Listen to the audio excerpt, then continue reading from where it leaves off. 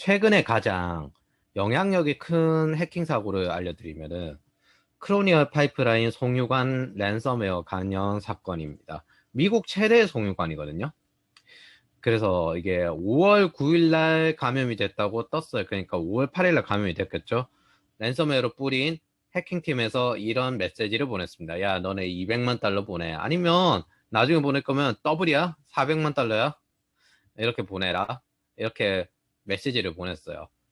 이게 어느 정도 크냐면은 동부 해안일 때 석유 공급 45% 이러면은 안 와닿고, 여기 미국이잖아요. 텍사스에서부터 여기까지 쫙 석유를 공급하는 송유관이에요. 이게 랜섬웨어로 묶여서 석유를 공급을 못하게 된 거예요. 그러니까 막 이제 주유소에도 이제 저장한 유류가 다 떨어져 가지고, 아 이제 가스 없어요. 막 이런 사태가 일어나고, 송유관 폐쇄 이후부터 갑자기 원자재 가격이 확 올라갑니다. 그래서 이제 어떡하겠어. 이 상태로 됐으니까 어떻게든 풀어야 되겠지. 그래서 56억의 몸값을 지불하고 풉니다. 근데 이거 찾다 보니까 국민연금 2010년 아직 가지고 있으려나? 어쨌든 괜찮겠죠? 괜찮길 바랍니다. 그래서 그것도 FBI가 절반을 어떻게 찾아왔어. 야, 씨, FBI 대단하다. 비트코인은 어떻게 절반의 정도를 찾아왔어요.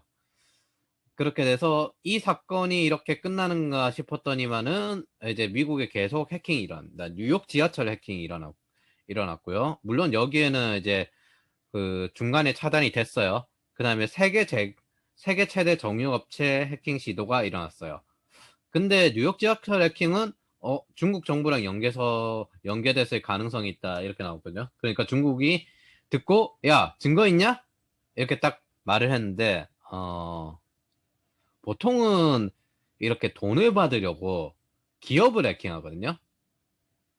근데 이거는 해킹하면 그때부터 이제 테러예요. 이게 중동에서 많이 일어나요.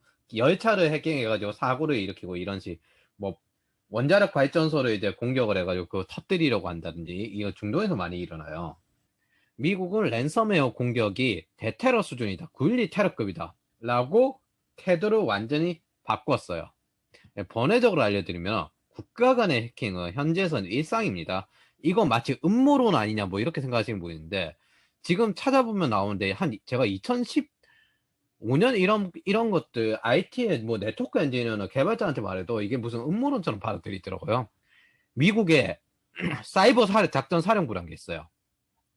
예, 공식적으로 제일 크게 드러난 게 2018년부터 드러났는데, 여기서 하는 일이 뭐냐면은 타 국가에 대한 사이버 공격을 개시할 수 있는 권한이에요. 이게 국가 간의 해킹은, 그러니까 원래는 국가의 지휘를 받지 않는 일부 해커들이 그냥 막 공격을 하고 그냥 개인 감정으로 공격하고 그 다음에 돈을 뜯고, 국가망을 건드릴 때는 진짜 그런 의미였거든요. 근데 국가가 키워서 해킹을 한다는 뜻이에요. 이거는 2013년 이후부터 이런 국가의 지원을 받는 해커들이 늘어났어요. 뭐 북한도 있긴 하지만은 중국이나 베트남도 해커 부대를 양성해 놓은 상태입니다. 괜히 이제 미국만 이런 사이버 사령부 이렇게 나온 게 아니에요. 단지 규모가 틀리지. 거기는 해커 부대인데 여기는 사령부야. 음모론으로 아는 경향이 있던데 아직도 그런지 모르겠지만 실제로 국가 간의 해킹은 2013년 이후부터 계속 국가의 지원을 받는 해커들끼리 많이 일어나 왔습니다. 다시 돌아가서 이런 분야를 기존의 제조업이나 기존의 물류나 뭐 이런 쪽 영역이잖아요. 이런 분야를 OT, ICS 스카다 ICS 스카다라고 하거든요. 그러니까 기존의 제조업에서 IT가 플러스 돼서 효율화됐는데, 이 사람들 입장에서는 자기네 주업은 석유를 안전하게 저기까지 배송하는 이런 기계공학, 전자공학 뭐 이런 영역이었어. 뭐 이런 관련된 다른 쪽 공학 영역이었어. 그래서 IT가 효율적이라고 해서 들어와서 받아서 해보고 나니까 이거 뭐야? 웬 해커들이 재앙처럼 들어오는 거야. 자연재해 이 사람들 입장에서는 아니 이거 뭐야? 우리는 생각도 못했어. 이런 입장인 거예요. 그래서 그래서 이쪽 부분이 상대적으로 보안이 약한 경우가 많아요. 그리고 아예 아직까지 IT를 도입 안 한 것도 꽤 많고, 스마트 팩토리 하지만 도입 안 한 것도 꽤 많아요. 이쪽 부분에 대해서도 보안이 따로 있거든요. 산업 보안이라고 하고, 실제로 테슬라 공장에서 산업 보안을 담당한 사람을 따로 뽑고 그렇게 해요. 예. 그래서 이런 쪽을 아예 보통 ICS 스카다라고 하는데, 종합해서 ICS 스카다라고 하는데, 국가망에서는 ICS가 붙어 있으면은 여기에는 서버 대신에 PLC라는 게 대신 들어가 있어요. 그리고 지금도 PLC 사업을 대신하시는 분들이 있어요. 보통 이쪽 영역들이 이제 서버로 대체가 되긴 하겠지만, 이게 자격증에 관련된 이제 분야별로 자격증을 알려주는 건데, 보통 여기까지는 그냥 일반적인 보안이고, 솔직히 방어, 공격, 시큐리티 매니지먼트, 아키텍처, 그 다음에 분석, 이런 것인데, 기술적으로 분류를 해보면은, 여기 OT ICS 보안은 좀 별개예요. 여기 영역들은 이 안에 들어가 있는데, OT ICS 보안은 좀 별개예요. 물론 웹해킹 하는 사람들이 이것들 좀 더 할 수는 있긴 하지만은, 그게 좀 오래 걸려요. 원래 주업으로 하던 게 아니기 때문에, 이건 전문 해킹팀 따로 불러요. 보통 모해킹 할 때. 근데 이거를 왜 알려드리냐면은, 여러분들이 모해킹이나 보안관제, 해킹이나 보안을 한다고 하면 서로 뚫고 막고 이런 걸 한다고, 이런 게 메인이라고 생각을 하겠지만은, 그거는 정면 대결에서 안 뚫리기 위해서 관제들이 방어막을 쫙 구축해놓고 실시간을 보고 있고, 모해킹이 그래도 뚫어보고 공방을 주고받는 거예요. 그 방어막이 이제 보안 솔루션들이고, 근데 그게 안 뚫리니까, 그래서 해커들이 랜섬웨어를 해서 우회로 돌리는 거예요. 랜섬웨어는 어떻게 걸리냐면은, 개인이 핸드폰 같은 거 사용하다가 회사에 충전해야겠다 해서 회사 내부망에 꽂는 거야. 아니면 이메일 같은데 막 그거 잘못 전달되거나, 이메일 같은 걸로 해서 연결돼서 내부로 침투가 되거나, 그런 식으로 별 신경 안 쓰고 들어가게 되거든요. 예전에 CISO 교육을 들었을 때 이런 일이 있었어요. 대기업의 CISO 분이셨는데, CTO가 자기 핸드폰 저기 컴퓨터에다가 USB 꽂아가지고 충전해도 되냐고.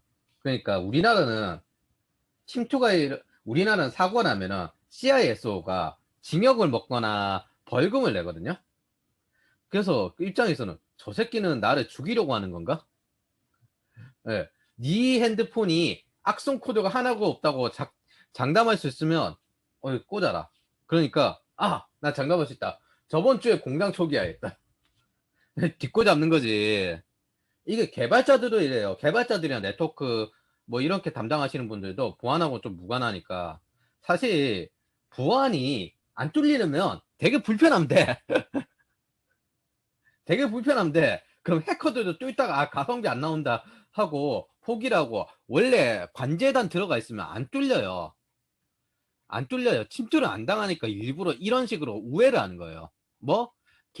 거기 있는 직원들이나 그런 개인들의 실수를 유발해가지고 그걸 통해서 들어가는 거예요. 그걸 통해서 들어가는 거예요. 제가 한 가지를 보여드리면은, 세상에서 제일 비싼 보안 컨설팅의 이야기가 있거든요. 이게 뭐냐면은, 미국의 여행사 CWT, 여기도 똑같아요. 랜섬웨어 걸려가지고 3만 대의 기계가 감염되었어요. 여기도 똑같은데, 뭐냐면 우리는 열심히 오프라인 여행을 열심히 기획을 했어. 그랬더니 열심히 이제 지금까지 해왔어. 그랬더니만은 IT 뭐 이거 컴퓨터 이제 이용할 시대가 돼서 컴퓨터 이용하고 이렇게 하는데, 어느 날 보니까 랜섬웨어 걸려가지고 돈을 내놓으라고 했어. 야 씨, 이거 안 줄 순 없고, 그래서 줬더니 얘네들 이 해킹팀이 뭘 하라고 이야기를 해줬어요. 로컬 암호 끄고, 뭐 관리자 세션은 강제 종료시키고, 그룹 정책에 뭐 이거 영어로 설정하고 매달 암호 받고 등등등 하는 거거든요. 근데 여기 EDR이라는 게 뭐냐면은, 우리가 핸드폰을 사용하면 서버에 접속할 거잖아요. 근데 접속하기 전에 전산망 시스템에서 맨 끝에 있는 걸 엔드포인트라고 하거든요. 거기서 악성 코드가 들어오는 걸 막는 솔루션이 EDR이에요. 원래 이런 것들을 하는 사람들이 보안 컨설턴트예요.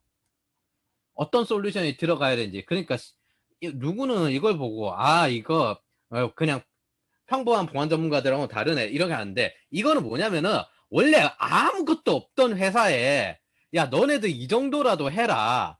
라고 말을 해준 것 정도지. 이게 보안 컨설팅급도 아니에요. 각 나라마다 인증 시스템이 있거든요. 그 인증 시스템에 인증을 받을 정도 수준이 돼야 돼요. 그 우리나라는 ISMSP라는 게 있고, 캘리포니아는 CCPA랑 그다음에 그쪽에 주위에 있는 게 별도로 따로 있어요. 미국에 있는 거랑. 그래서 이런 것들을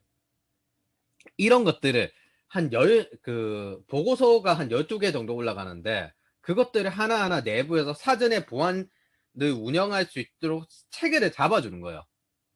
그리고 정기적으로 와서 컨설팅을 하는 거예요. 이거 제대로 유지가 되고 있는가, 그리고 새로 바뀐 것들은 다시 집어넣고, 그것들 안에 모의 해킹이 2개가 들어가고, 그 다음에, 보안 관제가 왜 들어가야 되고, 정기적으로 모의 해킹을 왜 해야 되고, 그런 식으로 보안팀이 운영이 되는 겁니다.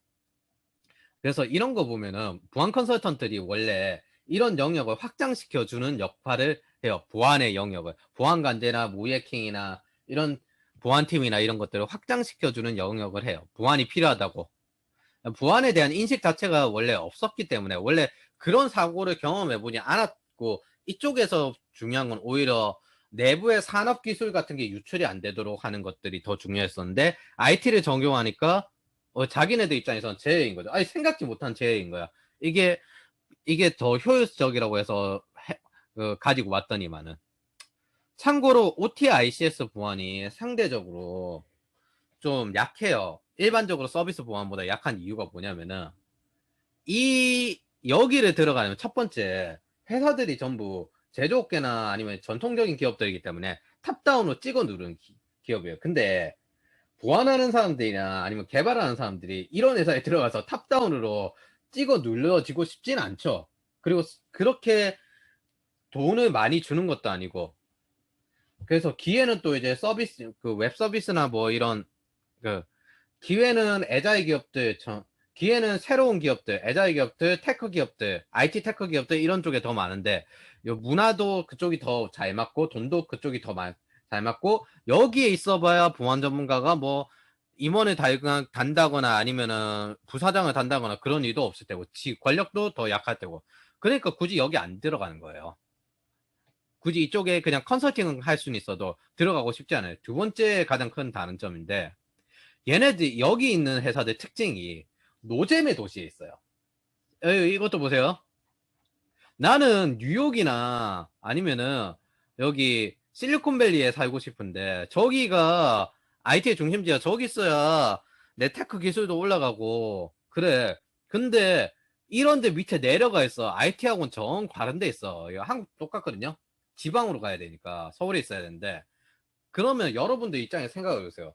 내가 20, 30대 전성기고 서울에 있는 게 전부 다 기술도 더 빨리 늘고 교류도 잘 되고 기술 적용도 잘 되고, 근데 서울에 있는 게 또 사는 게 더 재밌고, 그런데 저 지방으로 내려가야 돼. 그럼 여러분들 같으면은 20, 30대 황금기에 지방으로 내려가서 또 이제 옛날 기술 가지고, 그리고 이제 내 있는 기회 다 포기하고 탑다운을 찍어 눌려지면서 살 리가 없죠.